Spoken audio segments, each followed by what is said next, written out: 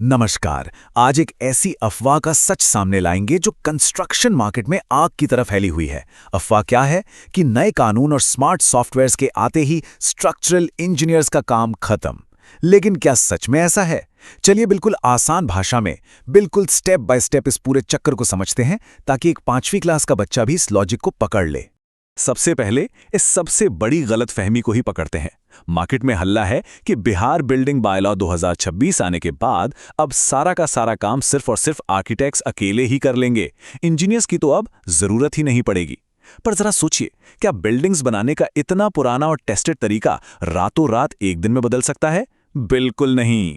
असली बात तो यह है कि दौर अब पूरी तरह बदल चुका है। पहले क्या होता था? लोग सोचते थे बस फटाफट सरकार से नक्शा पास हो जाए और ईंट पत्थर लगना शुरू हो जाए। लेकिन आज की डेट में कोई भी इंसान सिर्फ नक्शा पास करा के काम खत्म नहीं करना चाहता। आज सब जागरूक हैं। लोग सोचते हैं कि भाई, अगर कल को भूकंप आ गया तो मेरी बिल्डिंग बचेगी या गिरेगी? दीवारों में दरारें तो नहीं आ जाएंगी? नींव मजबूत है या बस हवा में बनी है? और कल को अगर ऊपर एक और फ्लोर बनाना पड़ा तो क्या बिल्डिंग उसका वजन झेल पाएगी?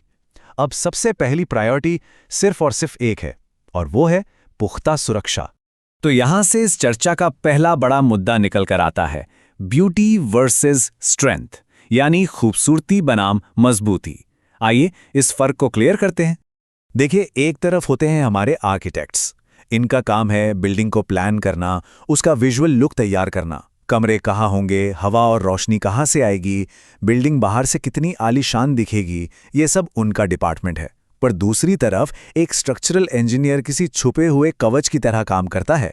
वो बैठकर ये हिसाब लगाता है कि जमीन के अंदर की नींव इस खूबसूरत डिजाइन का पूरा वजन झेलने के काबिल है भी या नहीं। बीम्स और कॉलम्स इस पूरे स्ट्रक्चर को लंबे समय तक बिना गिरे कैसे सेफली संभालेंगे, इस बात की गारंटी एक इंजीनियर ही देता है।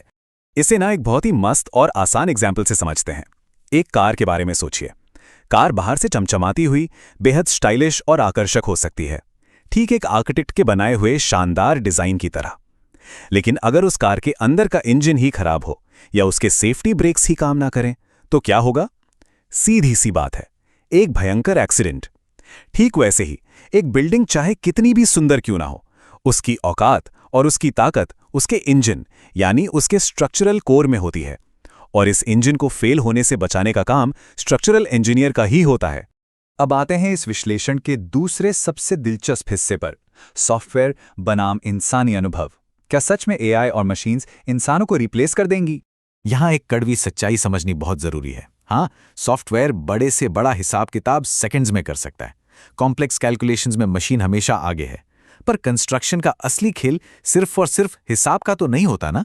ग्राउंड पर मिट्टी आखिर कैसा बिहेव करेगी, उस पर्टिकुलर जगह पर साइट की हालत क्या है, या फिर किसी दीवार में आई दरार को देखकर आने वाले खतरे को पहचानना, क्या कोई मशीन ये सब अपने आप समझ सकती है? जवाब है बिल्कुल नहीं। सॉफ्टवेयर तो बस एक स्मार्ट कैलकुलेटर है। असली सेफ और ग्राउंड रियलिटी पर आधारित फैसला लेने के लिए एक अनुभवी ह्यूमन इंजीनियर ही चाहिए होता है। जरा सोचिए, अगर फाउंडेशन का हिसाब लगाने में किसी एआई मशीन ने छोटी सी भी गलती कर दी या कॉलम का साइज कैलकुलेशन में थोड़ा सा छोटा बता दिया, तो क्या अंजाम होगा? वो बाहर से लाखों करोड़ों की दिखने वाली आलीशान बिल्डिंग एक ही झटके में बेहद खतरनाक और अनसेफ बन जाएगी। इसलिए बिना इंसानी दिमाग और ह्यूमन ओवरसाइट के सिर्फ इन सस्ते यंत्रों पर भरोसा करके इमारत खड़ी करना खतरे से खाली नहीं है। चलिए अब इस चर्चा के तीसरे और सबसे इंपॉर्टेंट फेज पर चलते हैं। आखिर इन नए नियमों का सच क्या है और इनसे क्या नए रास्ते खुल रहे हैं?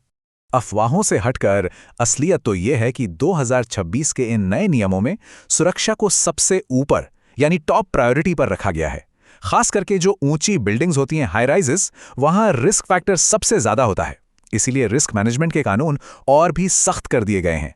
अब स्ट्रक्चरल सेफ्टी सर्टिफिकेट देना पूरी तरह अनिवार्य हो गया है। अर्थक्वेक रेजिस्टेंट डिजाइन्स पर अब पहले से कहीं ज्यादा कड़ी नजर रखी जा रही है। सरकारी नियमों ने साफ कर दिया है कि भाई साहब, अब सेफ फाउंडेशन प्लानिंग के बिना एक ईंट भी नहीं रखी जा सकती। और पता है सबसे अच्छी बात क्या है? जब नियम सख्त होते हैं ना, तो नए अवसर पैदा होते हैं।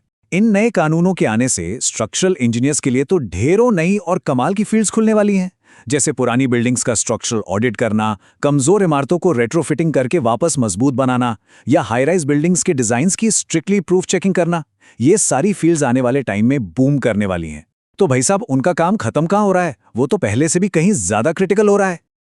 तो चलिए अब इस पूरे एक्सप्लेनर के आखिरी और सबसे अहम निष्कर्ष पर आते हैं कि आखिर भविष्य का असली हीरो कौन है। एक बहुत ही पावरफुल और सच्ची कहावत है, आर्किटेक्ट बिल्डिंग को सजाता है, लेकिन एक स्ट्रक्चरल इंजीनियर ये तय करता है कि बिल्डिंग आखिर गिरे नहीं। ये एक सिंगल लाइन उन सारी अफवाहों को हमेशा के लिए झूठा साबित कर देती है। सच यही है कि आने वाले कल के हर कंस्ट्रक्शन ट्रेंड में एक स्ट्रक्चरल इंजीनियर की अहमियत कम नहीं होगी, बल्कि वही इस पूरे सिस्टम की धड़कन बनने वाला है। तो इस पूरे विश्लेषण से एक बात तो शीशे की तरह साफ हो चुकी है, भविष्य सिर्फ और सिर्फ सेफ कंस्ट्रक्शन का ही है। अगली बार जब भी कोई चमचमाती और आसमान छूती बिल्डिंग नजर आए तो इस प्रश्न पर जरूर विचार होना चाहिए कि उसकी खूबसूरत दीवारों के पीछे आखिर वो कौन सा छुपा हुआ हीरो है जो आंधी, तूफान और हर मौसम में उसकी ताकत बनकर खड़ा है। क्योंकि याद रखिए, ऐसे अनसंग हीरोज की बारीक नजरों के बिना कोई भी खूबसूरत सा नक्शा आखिर में सिर्फ कागज का एक टुकड़ा ही बनकर रह जाएगा।